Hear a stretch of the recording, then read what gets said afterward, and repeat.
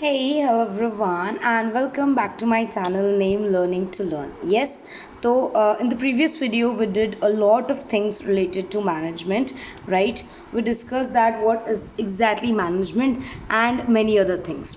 In the last video, we were discussing something related to principles of management, and that too administrative principles of management given by Henry Fayol, right?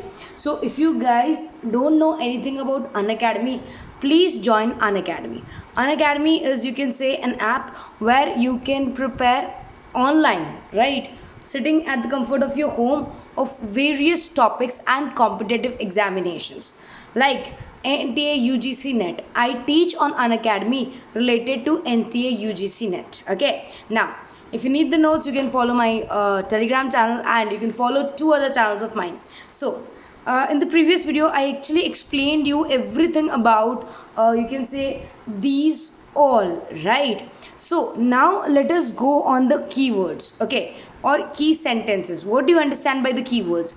Keywords means those words, those technical words which will ultimately help you to score more in your examinations if you have that keywords in your answers, right? So I'm going to explain it to you every individual point that it should contain one certain keyword. Okay, so what are those keywords? We'll start understanding in this video.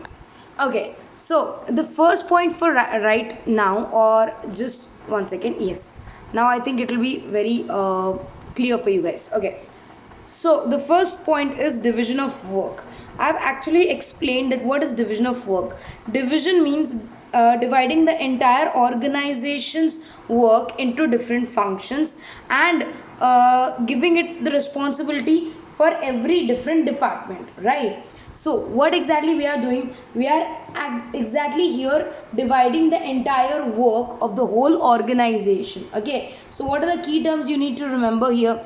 Work can be performed efficiently if it is divided into specialized tasks. Yes, and company firm has separate departments. Okay, for finance, marketing, I'm really sorry, for finance, marketing, production, and human development. These are these are collectively they achieve production and sales target of the company. So exactly what are the key terms to identify here? That if you specialize, or if you divide the work, every department can specialize in a certain activity or in a certain work, and they'll be able to do it more efficiently, right? And what are the various departments? It can be finance, marketing, production, human resource, etc. So this was the key terms which I am talking about. Next, let us talk something about authority and responsibility.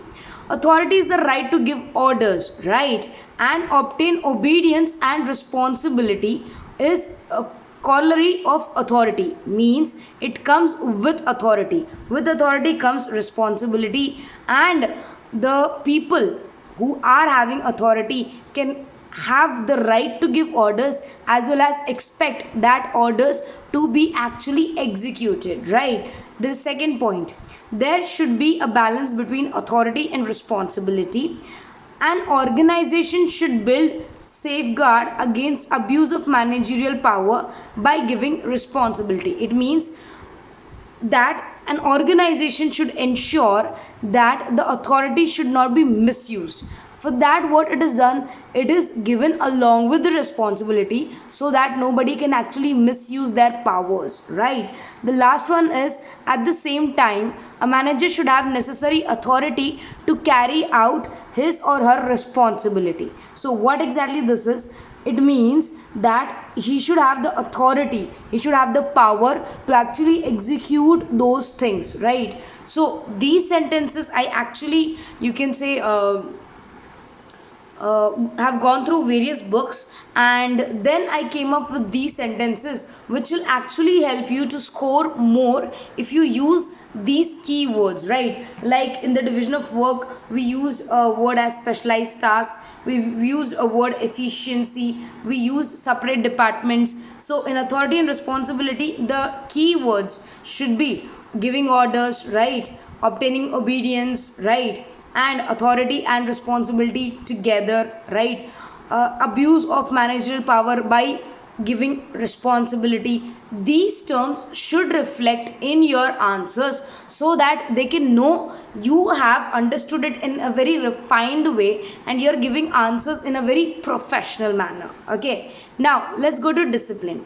Discipline is the obedience to the organizational rules and employment agreement which are necessary for working of the organization, right? So what it is obedience, right? And it is related to rules of the employment. Okay, here discipline when applied would mean that the workers and the management both honor their commitments without the prejudice towards one another, right?